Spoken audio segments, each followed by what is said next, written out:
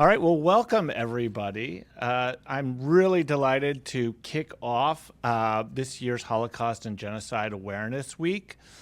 Northeastern, as a university, was a very early university to adopt a committee that was responsible for the memorialization and education relating to the Holocaust in the 1970s.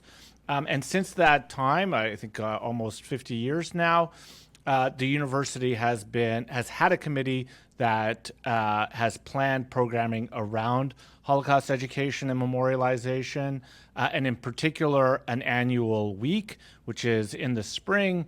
The week tends to float between March and April, depending on schedules. But we have three central events, and sometimes some additional events, but three sort of core events that we offer every year. This is going to kick it off, and I'll explain what this is in a second.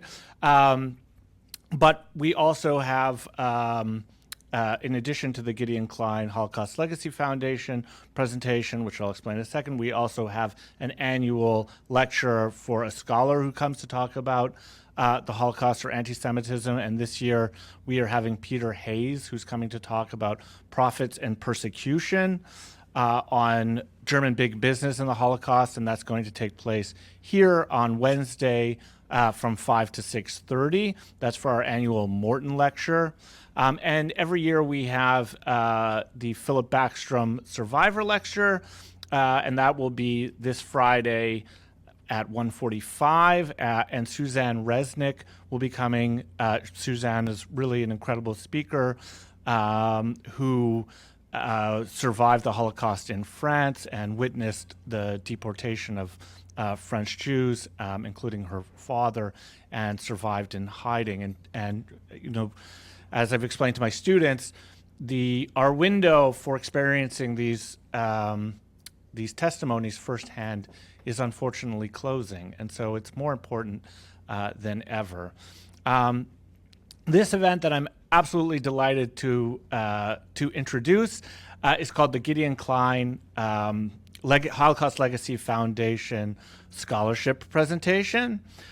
This is an annual award and scholarship given to fund student research, and it could be a student research project or a performance in relating to the Holocaust. This award was founded in 1997 by Professor Bill Giesen in memory of his mother, Gustelle Corman Giesen. And Professor Giesen, who was a chemistry professor at the university, but was also a significant sponsor of the Jewish Studies program and Holocaust Studies at the university, he wanted to found this particular award in honor of his mother, but he wanted it to be named after a figure he considered to be significant. He was a lover of music, and he wanted the award to be named after Gideon Klein, the pianist and composer, who continued famously to write and compose when he was being held in the Theresienstadt camp, and ultimately he was murdered. And so the idea at the time in 1997 when he founded this award was to support a student who was interested in music or the arts and the Holocaust, and could incorporate that in either a performance or a research project. And we have, over now nearly 30 years, have had just incredible projects and presentations and performances. But a few years ago, we had the generosity of new sponsors, the Holocaust Legacy Foundation, who took over the funding of this particular award. And just last year, we switched the terms to encompass more projects and really to open things up to allow students to work on any area related to the Holocaust, and to sponsor their explorations and their research into those topics, and to give a presentation to start our week. So To introduce our speaker for this year, I am delighted to introduce Melina Coy, who's a fifth-year political science and business student from Wendell, Massachusetts. She has taken a number of classes with me and is a delightful student and has put an enormous amount. I don't really want to go into detail about the project because that's going to be Melina's job, and I don't want to let the cat out of the bag. But she has an incredible family story that she has gone to great lengths to research and to categorize and to shape a narrative of, and to build both an exhibit and a website that will continue on into the future. And so we are here to celebrate Melina and to hear about her project. I know that you will enjoy it. And I just want to thank, before I hand over the microphone and the podium, I want to thank the College of Social Sciences and Humanities and the Dean Kelly Tsai, the Holocaust Legacy Foundation, and Todd Ruderman and Jody Kipnis, the Holocaust and Genocide Awareness Committee. Many of the members are here today. My colleague Lori Lefkowitz, the Ruderman Director of Jewish Studies, and also Caitlin McPhee, who's around here somewhere and has done a lot of the hard work in getting this organized. So without further ado, I'm going to hand it over to Melina, and save your questions to the end, and there'll be time for hopefully lively Q&A. I just said, without further ado, I will hand this over to Melina. But I also want to add, I'm sorry, but that for the students in the audience here, right, this is a wonderful opportunity for you to think about your projects and applying for next year. And add also that we have a scholarship for $5,000 for Jewish Studies minors, if anybody is considering minoring. The last thing that I will do, and I should have put it on my note card, sometimes I write introduce yourself at the top, because it's something I'm very bad about remembering to do, but I am Simon Rabinovich, and I'm the Stotsky Professor of Jewish Historical Cultural Studies here and the chair of the Holocaust Genocide Awareness Committee. So without further ado, Melina. Well, thank you, Simon, for the introduction, and thank you all so much for being here. I'm really excited to share this presentation, and I'm really grateful that you were all able to make it. So when I first started this project, I truthfully had no idea where it would bring me. I started with the idea of exploring my great-grandfather's migration journey and learning more about the bigger picture, if you will, of what was going on in the places that he was living and immigrating through. So he was originally born in Vilkaviškis, Lithuania, and then immigrated to the DR in 1927, and then in the mid-30s eventually migrated to New York City.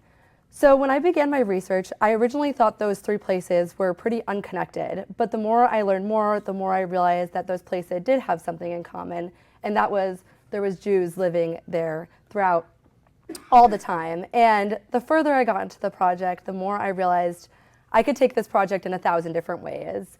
But instead of, thinking broadly, I really wanted to ask specific questions, and I wanted those questions to be the same for each one of those locations. So in each of the places that he migrated through, I wanted to be asking, what was Jewish life like pre, during, and post-Holocaust? What was Ralph's life like in that place? And what are stories of other people who were living in those places? And that was honestly one of my favorite aspects of this research, was learning more about the stories of the people who were living in those places. As someone who loves to learn about history, I see learning about history in two ways. There's one side of it that's learning facts and data and brutal information, especially in something as intense as the Holocaust. And then the other side of it is the stories of the people who were actually going through it. And that was incredibly meaningful to me, and what's what really brought this story to life. So today I will walk through this website, and I will use it to introduce this topic and what I created to populate all types of information. And I hope it inspires you to then look through the website later, because unfortunately I don't have time to read you every single piece of information that's on it. So before moving into the locations, I wanted to set the groundwork with a little bit about my story, and then Ralph, my great-grandfather's story. So a bit about my story and how I really got interested in this. So I never had the chance to meet my great-grandparents, and my grandparents passed away when I was much younger, but I was always curious. And I started on this project, and this research project, in July of last year. But when I was 12, the United States Holocaust Museum showed up at my family's house in the middle of nowhere, Western Massachusetts. And my great uncle had reached out to them because he had kept this valise, which is this suitcase that was full of thousands of documents, full of letters, photographs, postcards, business cards from my grandfather's entire migration journey. And the reason that this suitcase was so special was that the town that he was from, Vilkaviškis, Lithuania, there was around 3,500 Jews living there before the war. And by the end of 1941, 3,400 of them had been murdered. So this suitcase in many ways had become a window into what Jewish life was like in that place at that time. And many of the letters that he had kept were from his mother, who I'll read you some letters and explain kind of more of the context later, but are really tragic and heartbreaking, but also perfectly show exactly what was going on in that place at that time. And another part of this project was, along with the funding, I was fortunate enough to go to Poland this winter with the amazing Rabbi Ari back there. And on that trip, even though I was learning about Polish history and not Lithuanian history, I think to really go to these places and these mass graves that I had read and researched so much about, again, had seemed like numbers and figures to me, but to be at those mass graves and hear the stories about the people who were murdered and how they died, and to think about that was how his mother and his sister had died, really just made this history that much more real for me. So I was really grateful for that opportunity.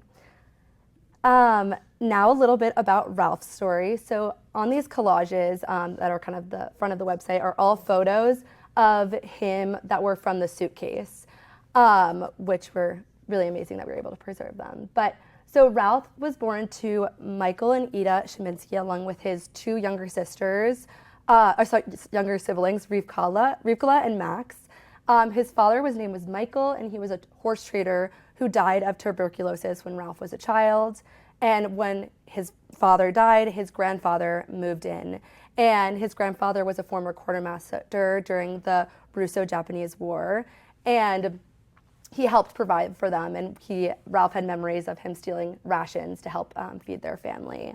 And then also with Michael gone, Ita, his mother, helped their family by running a small shop that sold needles, threads, and other sundries. And we had kind of always known that she had run this shop, but we had never seen any photos of it. But when the Holocaust Museum went through all of the archives, they were able to identify this photo right here on the second to the bottom right, which is her outside of her store. And there's another photo I'll share of her actually inside her store as well. But here are some photos of the Szyminski family.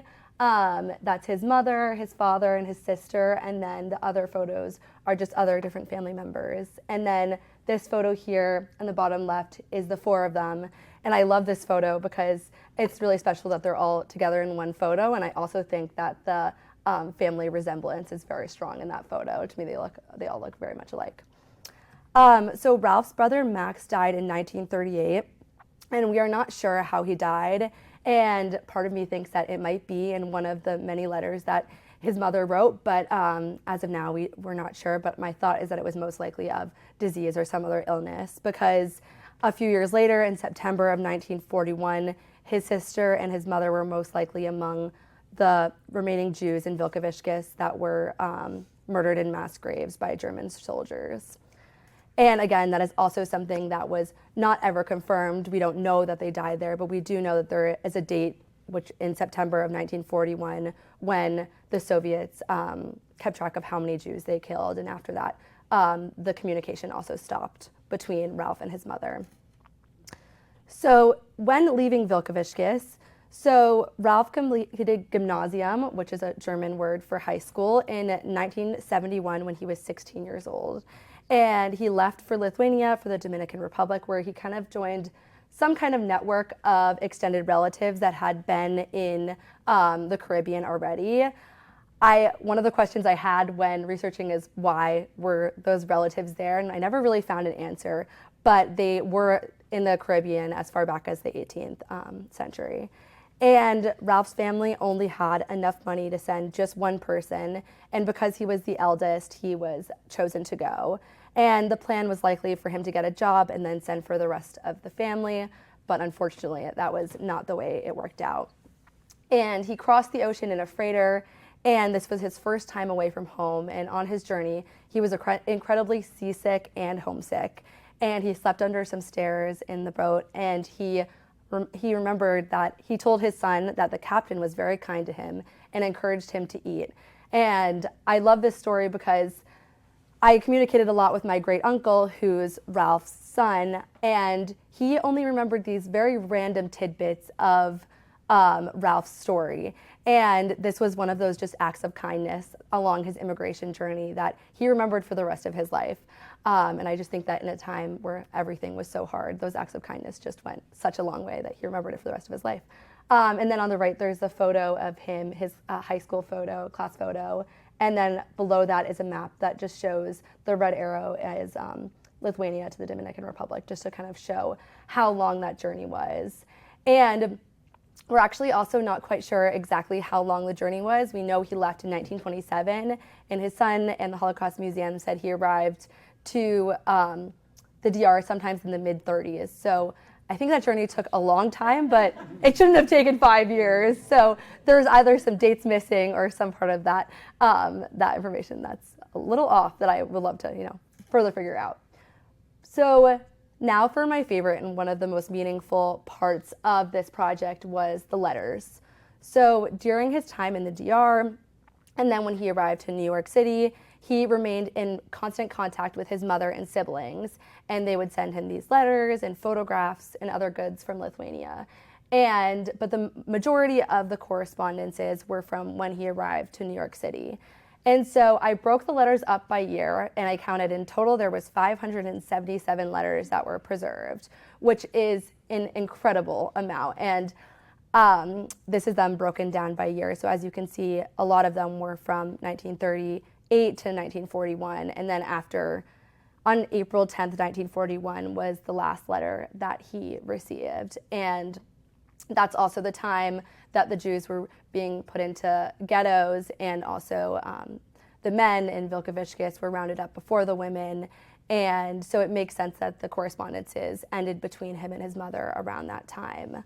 But in the letters, they're so sad. There's no other way to say it.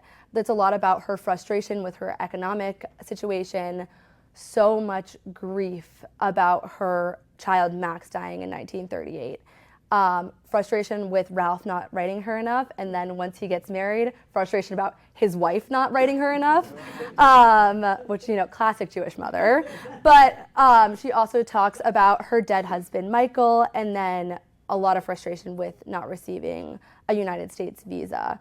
And then here I just kind of have a collage of photocopies of the original letters. So this is what they look like, and they are in Yiddish, which unfortunately I don't read. I wish I did, because this would have made this project a lot easier for me.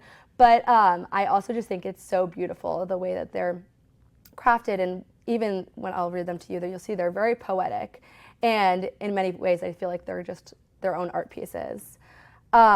So I worked with a translator as part of the funding too, to translate a few of the letters.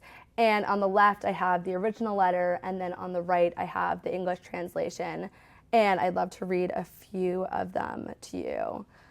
So this is the words from Ita, a mother who's grieving, to her son Ralph, who had escaped. There is no consolation in the world for me, and my child, it will soon be springtime and Pesach.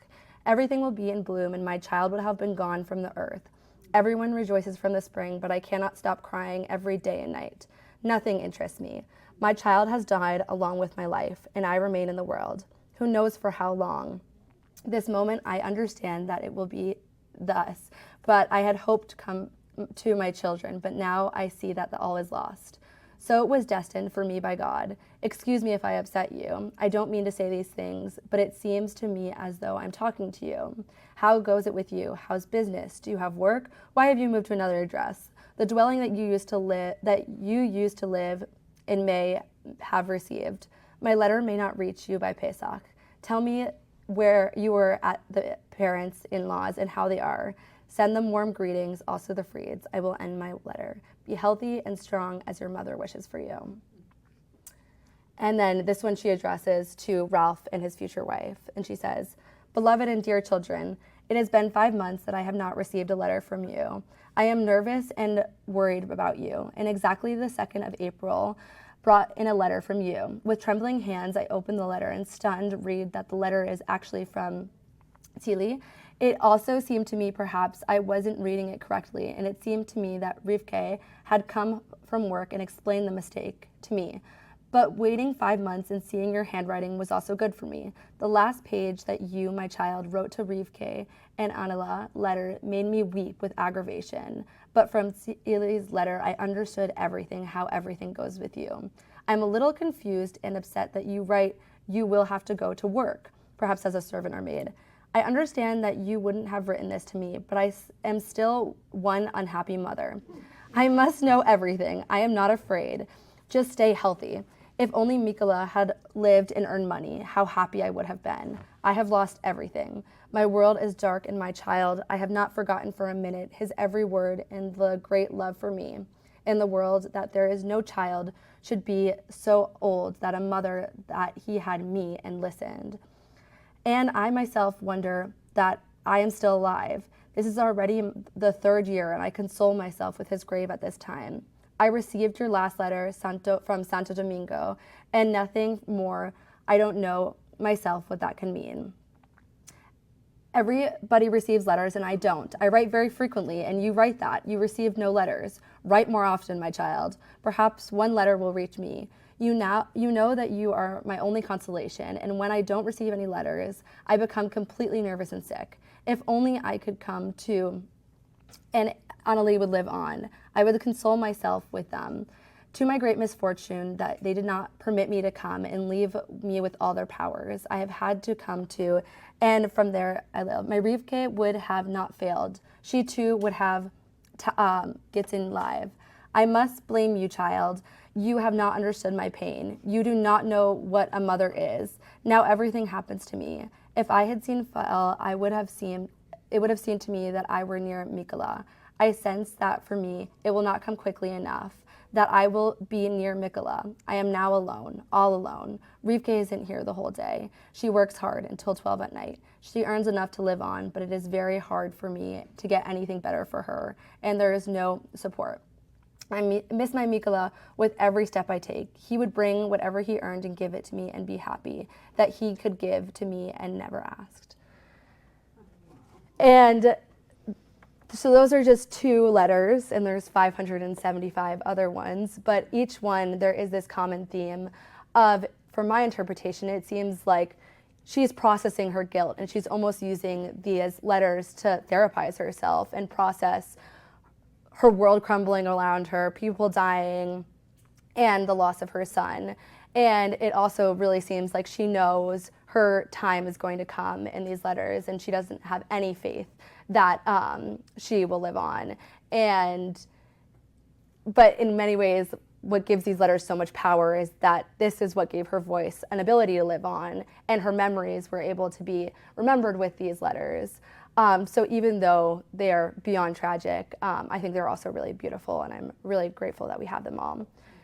So I just wanted to give you a quick overview of what the United States Holocaust Memorial Museum website looks like, and really the quality and quantity that they were able to preserve. So they broke it up by 4 sections. There's biographical material, correspondences, printed material, and then photographs.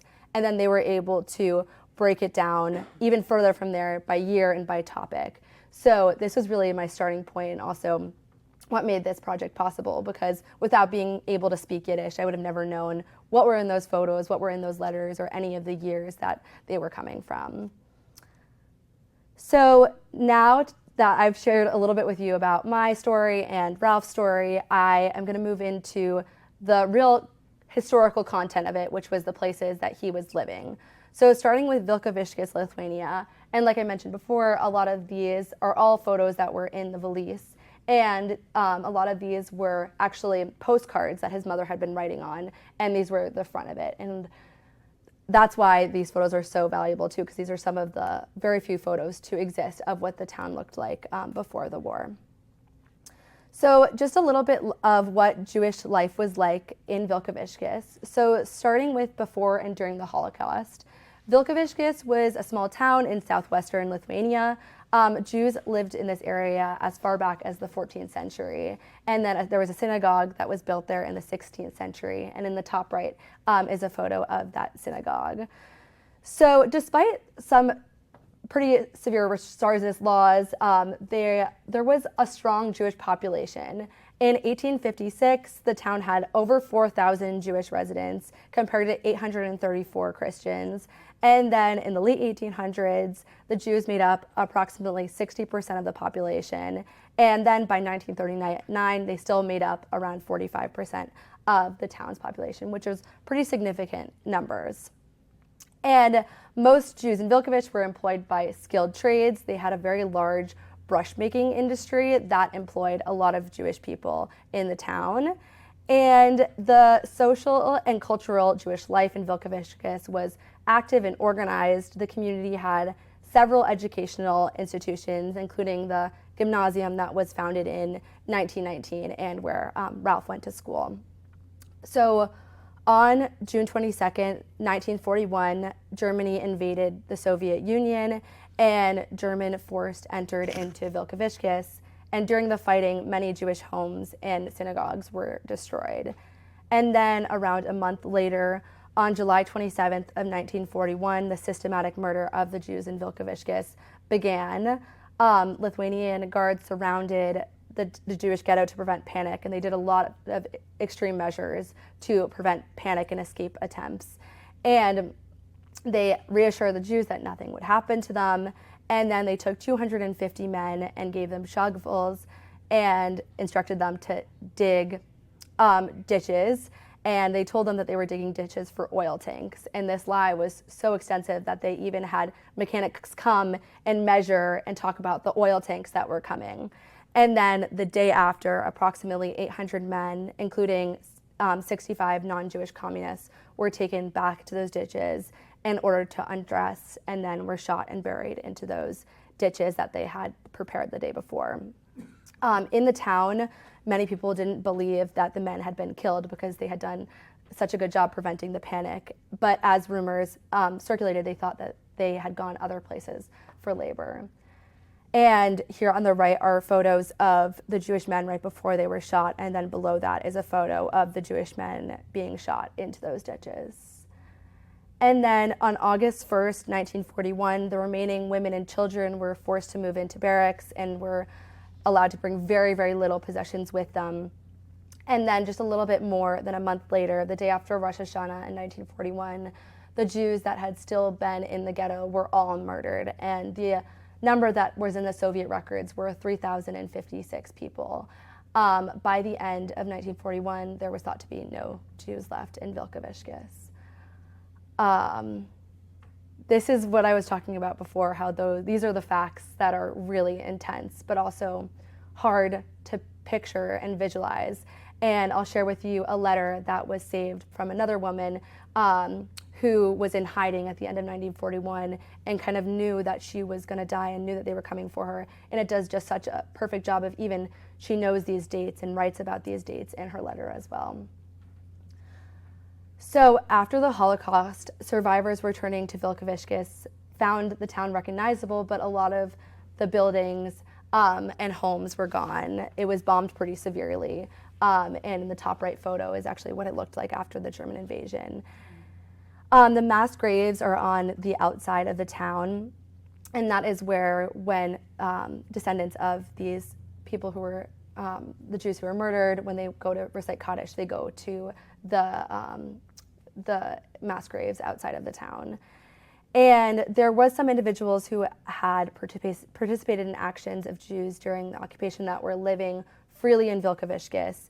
And Some of them received prison sentences, but some of them were also just living freely in the town in the people's homes, which is another part of the research that I find super interesting and would love, if I have time one day, to look into more of what happened to the people who were committing kind of these atrocities.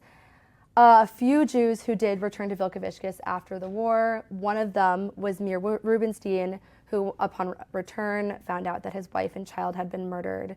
And when he returned, he rebuilt his house, and by that time he was considered to be the last remaining Jew in Vilkaviškis. And that photo is of him outside the Jewish cemetery. And then this map below is a map that a historian put together of the landmarks that were in Vilkaviškis and where those places were today.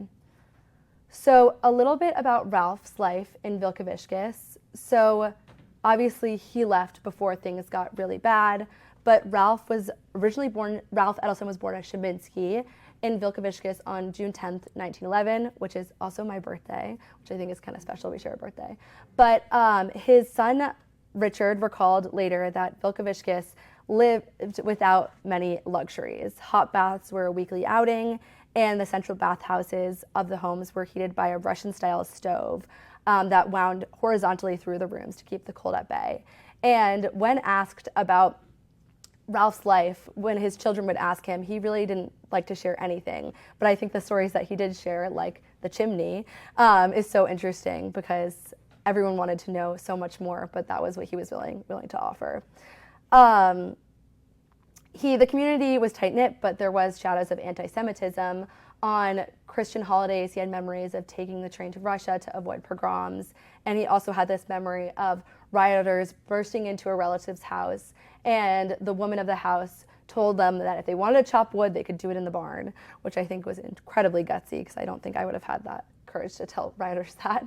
But since all the Jews lived in one section, sometimes they had to do errands in the Christian section, and he would always bring his big Jewish friend with him to keep him safe. And Ralph also had fond childhood memories. One of his favorite memories was when the first car passed through Vilkaviškis. The whole town went out and marveled, and there's a photo that he had kept of one of the first cars in Vilkaviškis. And like I mentioned before, those are the photos down below of Ita, Ralph's mother, inside and outside of her store. So when I first got started on this project, I looked up just Jewish Vilkaviškis, and the first website that came up was jewishvilkaviškis.org. And this historian, Ralph Selinger, had put together this incredible website of pretty much everything anyone would ever want to know about history in Vilkaviškis.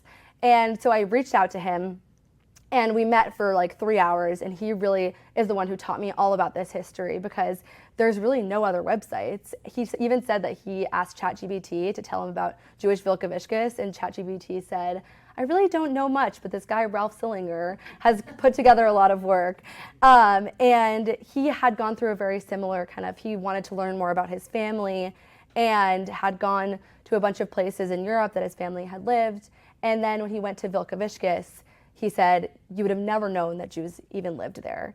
And it really didn't sit right with him. And so he went on this kind of massive journey to put together this website. And he also has continued to do a lot of restoration work in the town to preserve the Jewish history, a lot, especially with the cemetery. And as he would clean the graves and learn more about the people who were buried there, he would post it on his website, and more people started reaching out to him. And he was able to kind of just collect all of that information, which was really amazing. And also, I really commend all the work he's done, because I would have been lost with this project without him. So a little bit more, this is the letter that I previously mentioned. So this is a letter from Dvora Olenskakski, and was written on November 19th, 1941. So this was just a little after the majority of the Jews had been killed in that town. And she writes this letter as her final letter to her brother. And it's thought that likely after she wrote it, she was also murdered in another mass grave. And these are a photo of her and her husband, and her original letter. And Ralph Salinger, the historian, had put together this translation of the letter, and I'd love to read some of it to you because I think it does just a perfect job of explaining what those people were going through. So, my dear brother Zisela, I'm leaving you my letter, and this will be my last letter forever. I am writing this letter, and thus I wait to be killed by the murderers. I want to leave you this document in my own handwriting describing who we Jews were destroyed. From all of our family, only I remain, alone like a stone. I move from field to forest, and no one lifts a finger to help me. A regulation has been announced that anyone hiding a Jew will be shot. This regulation is posted daily in all the newspapers. All the Jews in the neighboring towns have all been murdered. In Kovno and Vilna, all the Jews have been killed. In Vilkaviškis, where remain a few like me that are in hiding. I am one of the few that still remains alive, but I await my bitter death at any moment. Yes, this time has arrived where we Jews are destroyed by the hands of these murderers. How can God look at the suffering of our small children, these children who were thrown alive into the pits and then hand grenades were thrown on top of them? The good God, how can you see such things? My dear brother, the day that all the Jewish men of Vilkaviškis were shot, I was lying in the hospital with forceps. They took out my dead unborn child, a girl. If I had been brought to the hospital 10 minutes later today, I would no longer be alive, so the doctors told me. Oh, how this would have been so much better. On the 28th of July, 1941, our dear father, my loving husband, and my brother-in-law Shlomo were all killed. On the same day, these murderers killed over 1,000 men. When the Nazis entered Lithuania, all the Jews had to wear a yellow star and were immediately subjected to forced labor, making them run from here to there without compassion, beating them like dogs without mercy. The men were separated from the women and kept in a camp. On the first day of Rosh Hashanah, all the women and children were murdered. Our sister was fortunate that she died peacefully at home and thus was saved that awful sight of seeing her only child being put to death. The mothers were forced to bring their children to the death pits. My dear God, how can you see the pain of Jewish people, how they were destroyed? As soon as the Germans entered Lithuania, they murdered the Jews of those towns near the border, Vilnius, Kariats, and Verbalis. Thus they killed all the Jews of Lithuania. For those that have already died such a bitter death and indeed unfortunate. Also, alas, for me, my dear brother, this fate still awaits me. It is so difficult to wait by the grave and wait for my death. I met a dear Christian friend, Antanas Kampas is his name. At the end of this war, he will send you this letter. Please do not forget him. He is looking after me, providing me with food. Please write him and please pay him. His wife treats me as if I am their daughter. She is risking her life for me. As long as I live, they are looking after me. They will tell you on which day I was killed. Soon will come the day when we Jews will disappear from the face of the earth. You, my dear brother, will remain the only one of our family that remains alive. Before I die, I wish you a good life with your dear children. My dear brother Zisela, I am writing this last letter to you. I am wet from the tears that I cry, for I know that soon I will be killed, and I cannot prevent my bitter fate from God. Above, he has been placed upon us Jews. My dear brother, I end this letter. This will be my last letter to you. I am leaving this letter with Antanas. She kind of repeats herself and concludes just with appreciation to this man who is taking this letter and sending it to her brother. But again, this letter just does such a perfect job of just raw emotion of this woman who knows she's going to die. And I think by reading these letters that still exist, it does kind of preserve that memory in some way. And also at a time when Holocaust history is being increasingly denied, by reading this raw emotional pain and suffering of these people is the least we could do. And then below, I also have a story of Morris Penn, who was another survivor from Vilkaviškis. And it's a really intense but amazing story. And if you have time later, I highly recommend reading it. So after Vilkaviškis, Ralph makes it to the Dominican Republic. Here are some photos of it. So Jewish life in the Dominican Republic. There was some Jewish presence in the DR that predates World War II. In the late 1930s, as Nazi persecution got worse in Europe, the Dominican Republic became one of the few countries that was willing to accept Jewish refugees. So in July of 1938, at the Evian conference, there were 32 representatives from different countries, and they were discussing the growing refugee crisis. And China and the Dominican Republic were the only two countries willing to take any more refugees. And the DR originally offered to take up to 100,000 people, which was a huge number for this time. And although they originally offered to take 100,000 people, approximately between 1938 and 1945, only 5,000 visas were issued. And due to restrictions and wartime conditions, only around 600 to 750 Jews were actually able to reach the country. And even though that's a small number, that's still 750 Jews whose lives were saved. So most refugees who arrived were German and Austrian, and even though they were grateful to be there, their living conditions were not easy. They were given cattle and land and kind of expected to build this settlement up. On the photo is some photos of them constructing the community. And yeah, so this is what life was like kind of during and kind of right after the Holocaust.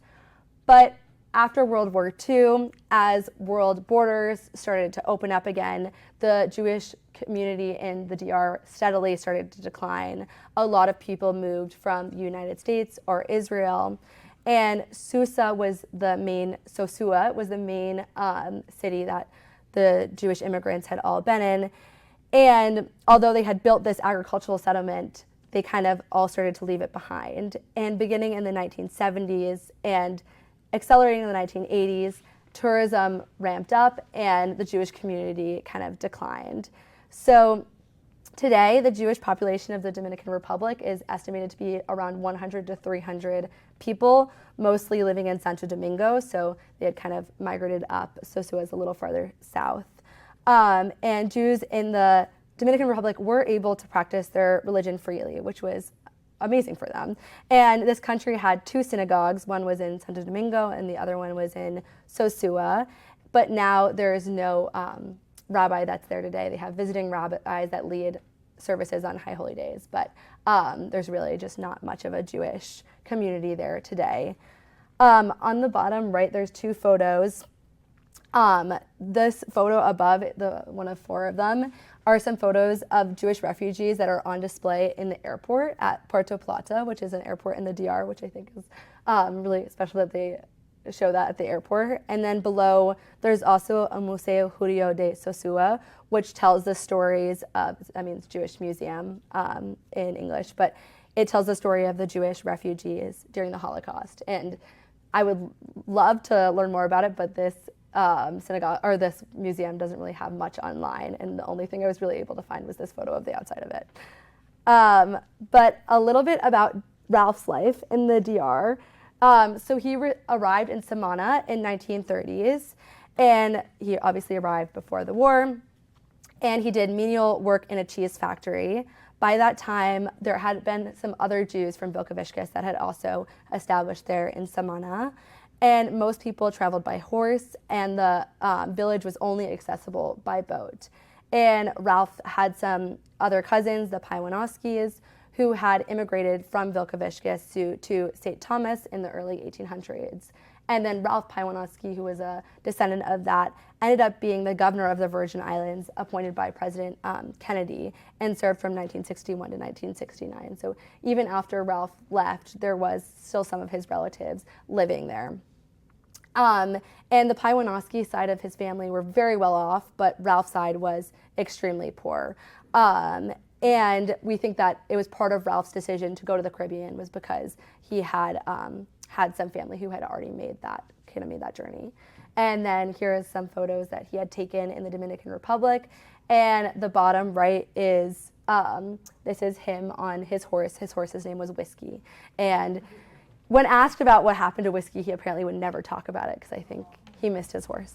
And this is a small documentary that I came upon of that really does a great life of showing what Jewish life was like at that time in the Dominican Republic. So I'll just show a few minutes of it to kind of show you exactly what life was like.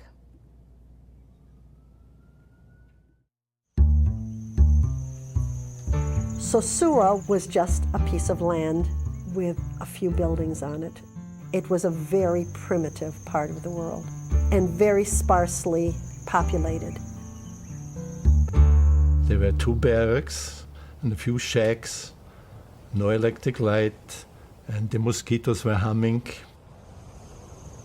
We had a joint kitchen. All the women took their turns cooking for everyone. We had a joint dining hall. Everyone ate together.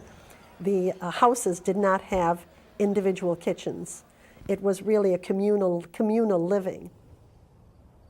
Very often we had no water. There were earthquakes. With all this, we were glad to be alive.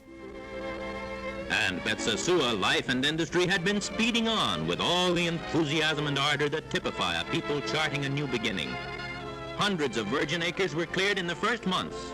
The settlers were picked for health and fitness, and the sturdy pioneers were not found wanting. They worked very, very hard in that unbelievable heat.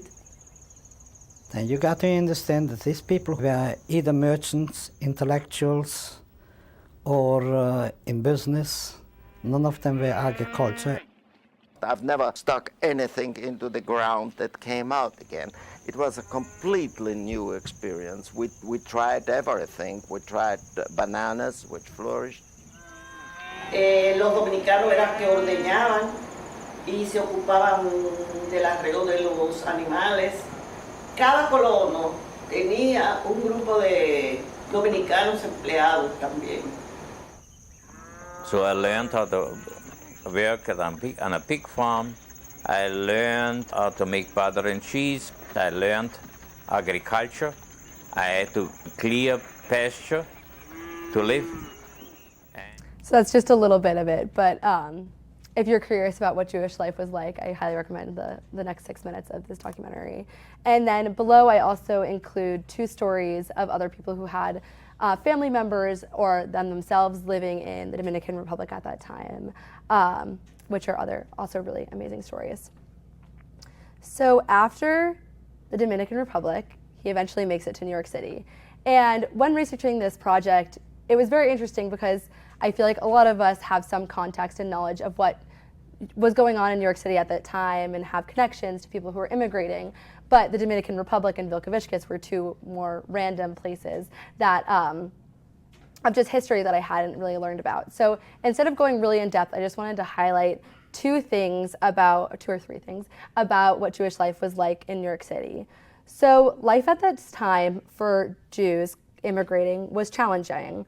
A lot of times they didn't directly travel from Europe to New York, or instead they would spend years or months in transit in other places, similar to Ralph.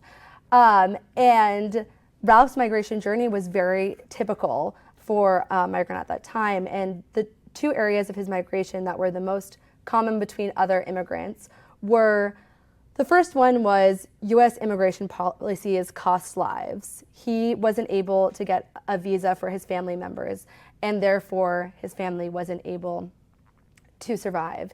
And that was guilt that he carried with him for the rest of his life, but that was also something that happened to a lot of other immigrants. So many immigrants could only afford to send one kid from the family to New York. And then the other concept is the idea of Landsmannschaften, which is a Yiddish word that I can never pronounce, but I've been really practicing. And Landsmannschaften were these societies formed by Jewish immigrants from the same hometowns and was particularly common for Eastern European immigrants. And for a lot of these people who were immigrating had no connections, and their first connection would be from someone who was also from the same place. And that was actually how Ralph met his future wife. But that was not untypical for an immigrant at that time. So in the website, I do include some facts and data of what Jewish life was like pre, during, and post-Holocaust that I don't need to go into further detail right now. But kind of skipping to Ralph's life in New York City. So in the mid-1930s, someone in Samana had some money and was sending their child to New York and asked Ralph to accompany them in exchange for, they paid for Ralph's passage. And so in New York, he stayed with his Aunt Lillian in Brooklyn, and Although his name was Szymanski, when he immigrated through Ellis Island, he changed his last name to Ettelson, which was his mother's maiden name. And it is thought to be that when living in the DR, that is more of a custom between Latin American cultures to take your mother's last name. And I think he kind of took that piece of their culture with him when he immigrated. So a nearby fruit and vegetable store that he shopped at asked him to pick up some produce from the docks. And at first he did it as a favor, and then he started charging a little bit for it. And he had become very familiar with tropical fruits from living in Samana. And he then developed this into a pretty successful wholesale importing business, which started in Brooklyn, and then he moved to the Bronx Terminal Market near Yankee Stadium. Ralph spoke Yiddish, Hebrew, Lithuanian, German, Russian, Spanish, and then when he got to the United States, eventually learned English. And there was a lot of Spanish speakers in Brooklyn at that time, so he was able to kind of get around earlier. And his son had this story where one time he was on the phone doing business in Spanish, talking to his son in English, and then counting money in Yiddish. And apparently he had roles for each one of his languages. So in 1938, Ralph married Anita Album, who was the American-born daughter of immigrants from Vilkaviškis. And Ralph met Anita through her father, Solomon Album, who, and the Albums were considerably wealthier, and they invited him over to dinner one evening. And the story goes that when he was invited over, Anita didn't want to have anything to do with him. She thought he was just going to be another old guy from the old country. And she saw him walking up the driveway and thought he was really cute. So she went upstairs and put some lipstick on. And then her family clocked it. And they were like, they ended up having 3 children. So they ended up living, they had their first son, Michael, in 1942, and then my grandfather, Joel, in 1946, and then Richard in 1949. And this is on the right is a photo of Ralph and his son, Joel, who is my grandfather.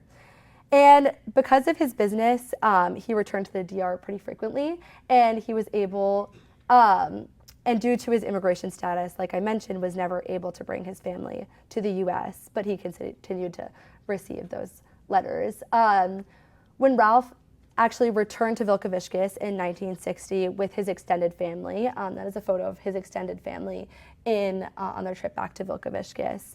And he recalled that the town had been, because it had been bombed by the Germans, it was pretty unrecognizable. And when asked about it to his son, he said that it was clear that he carried a lot of guilt for not being able to save his family, and he never rarely spoke about it. And when asked about the past, he would simply say, "The past is the past, what difference does it make?" And with that quote, even though he's not here to defend himself, I would love to challenge that, because I really don't think it was the past for him. He obviously carried the weight with him for the rest of his life. He also returned back to Vilkaviškis in the 1960s when it was under Soviet control, which was a really hard time to immigrate there. And I think the past does make a huge difference, and that is why I, his great-granddaughter, am still studying his history and learning about what he went through. Thank you.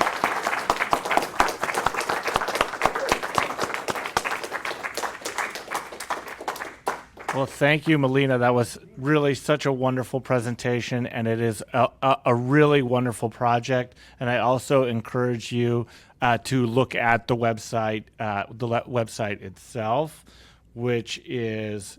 We'll send it out after. But for anybody here too, it's Canvas.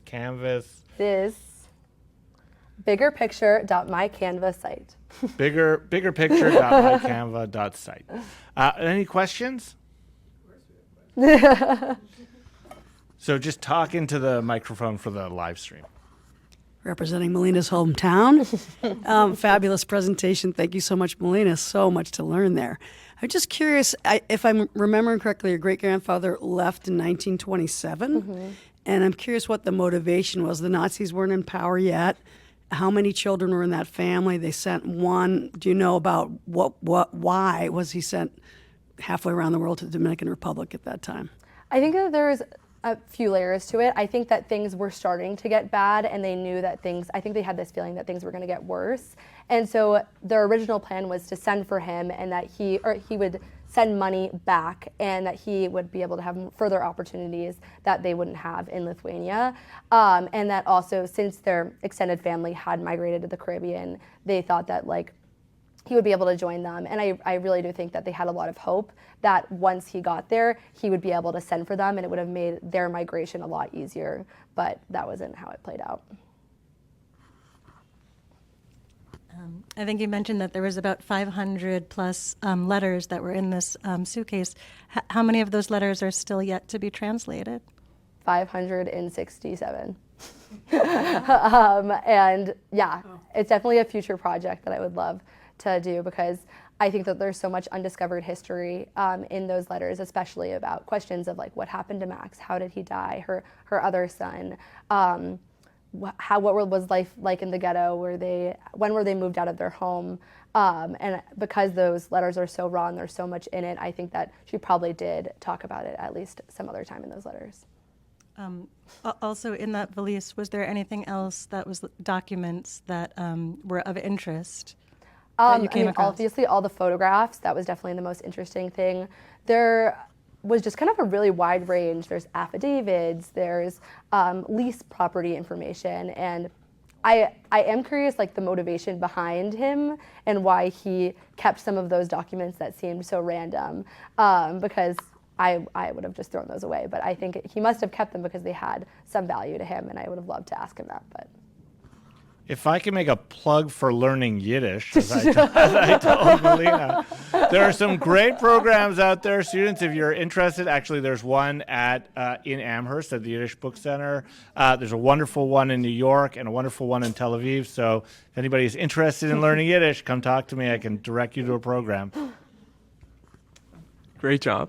I was curious about the Vilkaviškis section. You mentioned that Jews found their way there in about the 14th century, and a synagogue wasn't built until the 16th century. Was there any records of how Jewish life and culture was kind of carried out in those maybe 200-ish years? There's a lot on Ralph Sillinger's website, and I don't quite remember all the details, but he does have a lot of information of how Jewish life was carried out at that time.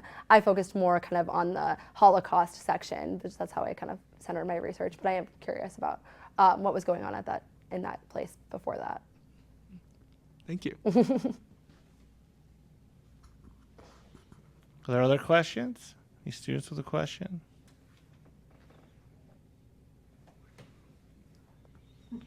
Don't be shy.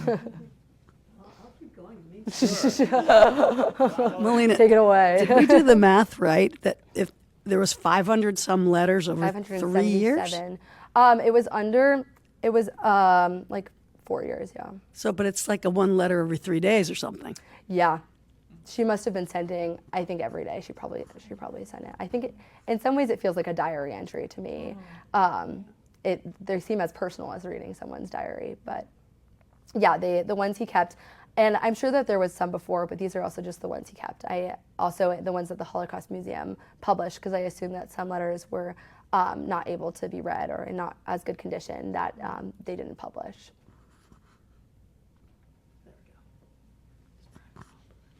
Hannah? I know you mentioned that he had family in the Caribbean when he went over there, including ones that were later appointed by President Kennedy. Were you able to maybe get in contact with members from that family or reconnect with them in some way to learn more about the family's history, and maybe hear about their part of the story as well as being Jews in that? Yeah, it's such a great question, and I would love to. It's definitely a distant connection to me, but my great uncle, who has helped me so much with this project, and he has the most insane memory, and he's the one who remembered all the stories that his father had told him. I think that he does have some connections, and so I could definitely ask him to connect me, but I feel like there was just so much with the history that I was trying to balance, the family story and the history side of things. But it's a great idea. I definitely should do that. Well, amazing presentation. Oh, thank you. Melina, congratulations. This is really extraordinary amount of work, and just the organization of the site is so impressive. I'm wondering where this leaves you. Like, do you feel like this is going to be a research pursuit in your life, or is this a little bit one and done and, maybe you'll go back at some point? Like, do you have a sense of mission at all with respect to this material? I'm just wondering how, and also how you feel, right now. I feel good. This has been like a ton of work, if I'm being honest. I started in July and I put in between 5 to 10 hours a week since then, because it was going on a scavenger hunt. I one week would look on, be downloading all this materials. Another week I'd be writing long letters back and forth to my uncle or meeting with historians. So it definitely feels a sense of accomplishment, but like I said in the beginning of the presentation, I could have taken this research 1,000 different ways, and there's some aspects that I really do feel like are missing, and the letters is the one thing that I just feel like are unresolved, because each letter there are those themes that I mentioned, but I feel like there's so much more there. So after I graduate and when I have a little bit more free time, I would love to dive back in and definitely work with a translator to get more of them translated, as long as a translator will want to translate 500 letters for me. But or maybe I just learn Yiddish.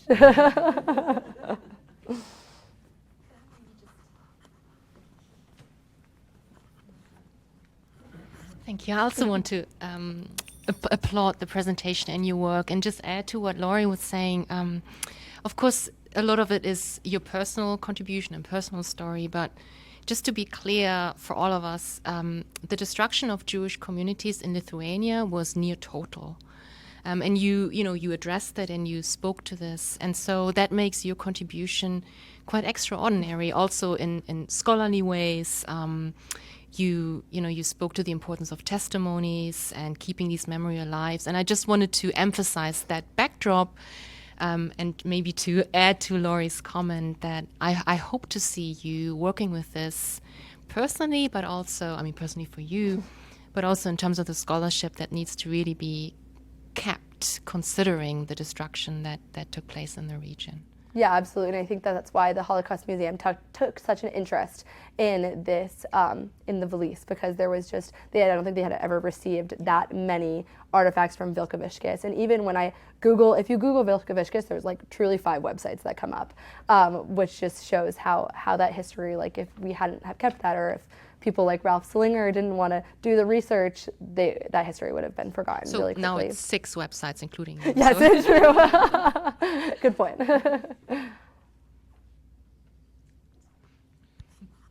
I'm blocking the camera here, but yeah, and I will add just onto Natalie's really wonderful point, the extent to which these letters and these photographs are very much like an arc, or a remnant from a world that was at the brink of destruction. They're very late. They go right up until the end, and which makes it extremely valuable. But I also wanted to ask you, Melina. You mentioned it, and it's really nice that the rabbi who you traveled with is here as well. But you mentioned this trip to Poland in December that you went as part of both a personal experience and part of the research. Maybe you could just say an extra word about how that brought this project to life for you and the connections you saw. Yeah, I think that our trip to Poland was incredible, but it was also very intense. And my family didn't have any connection to concentration camps, but I still found that part of the history tragic and also very fascinating. But the aspect of mass graves, I think going into both this project and the Poland trip, there was no way to mentally prepare or even just conceptualize what a mass grave is. And we went to this mass grave in Poland that was 800 children under the age of 8 years old had been brought in dump trucks and murdered into the mass graves. And I think that that was on the trip a breaking point for all of us. And also the way that the rabbi that we went with, Rabbi Yitzhak, who was an amazing tour guide, the way that he described the history was with stories. And every mass grave he went to, he made sure he had stories about the people who had lived there, and also and some of the circumstances, the way that they were murdered too. And I think that without those stories, I wouldn't have been able to conceptualize what a mass grave was. And also the photos that Ralph Slinger had come up with of the Jews being shot into in Vilkaviškis. So yeah, just that weight of how intense a mass grave is and how brutal, how could that even happen? To see it with my own eyes was really, really powerful. I don't know if Rabbi Ari, you want to add anything? Not to put you on the spot.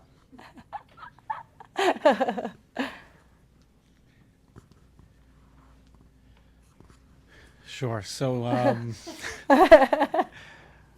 I think when Jonah also came on the trip with us, there were, to go there and to hear the numbers, and all of us know the numbers: 6 million Jews, 5 million non-Jews. Truthfully, the numbers they get thrown around and you don't feel it. But when you're there, we realize that, and we hear the stories, as Melina said, as Rabbi Yitzchak, who was our tour guide, amazing tour guide. It was actually his 101st trip leading to Poland, and it was very special. But he gave that feeling that there were individuals part of this atrocity, part of this, it's hard to even say, just the worst of the worst. And he made it personable and he made it real to us. And it's something that I think, that we study this and we look into this and we delve into the topics. But when it comes down to it, the Jewish people are still here. We don't go anywhere. We might get hit. We do get hit. We got hit recently, and we'll continue to be here forever and ever. And this history that Melina and that the professor and all the professors here are trying to educate the students is so important, and the Jewish people will never go anywhere. Thank you so much for that, Rabbi. But one of the interesting pieces that Melina read out was that for a person who is living in the small town that their family has been in for centuries, and everybody that they know has been murdered, writing a letter to for preservation afterwards, her perception was that the Jews were all going to be killed, that this was the end. And so it's a really important point that it was not. And, on the question of context of size and to visualization of the size, right? So in Vilkaviškis, this entire pre-war population of just over 4,000 people were killed, right? In all of Sosua, the Jewish population from this migration, the whole population was 750 to 800 people, right? So it's, whatever the math is on that, 4.5, 5 times this entire community, right, from this small town in Lithuania who were murdered and in its entirety, just to sort of put that into perspective. Any further questions? Well, Melina, maybe I'll give you the final, word to tell us a little bit what just your one point of what have you found the most gratifying from this project and this journey. Yeah, I think that one aspect that I found really interesting, or just the process of it all, is because I started with emailing back with my uncle a lot, and he would write me these 10-page emails of all of his memories, and he would mail me different letters that he had, and then I was kind of combining what he was saying with the Holocaust Museum. And then it was just this Google Doc of just nonsense, and it was 80 pages. And I had this in September. I was I have no idea how I'm gonna organize this to make it make sense and kind of show the through lines of Judaism and just what was going on in the places that he was living through, or how I wanted to organize it. And I think just the breakthrough moment I had where I figured it out, and I was okay, I want to organize it by Jewish life pre, during, and post-Holocaust. I want other people's stories to be a separate part of it, and I want Ralph's story to be not a part of the history but its own section. And then kind of putting the puzzle piece then together was just incredibly satisfying, because there was a point where I was like, I don't know how I'm going to do this. So yeah, I feel like just putting it together in a way that made sense to me and to other people was just one of my favorite parts. That's amazing, because it's such a good selling point for history. And I always tell my students that, that historians are private detectives, not lawyers. We look for the evidence and draw conclusions based on where it takes us. So that whole work of search, discovery, and then the really difficult part of turning it into a narrative, I'm so glad that was gratifying for you. Now, the best part about this program and the scholarship is really just being able to showcase how wonderful our students are, and this has been, for me, very gratifying to see. And let me also just pitch to the other students in this room who are not finishing this year and moving on, that we have this fellowship for next year, and we have this much sort of broader mandate for it. So you can come and speak to me or Professor Lefkowitz or Professor Borman about any ideas you might have, and we can help you through them. And also, for anybody who is minoring or considering minoring, we also have an academic scholarship for minors in Jewish studies. So there's some incentive there as well. Hope to see you on Wednesday and Friday. Thanks so much for being here, and let's give Melina a round of applause.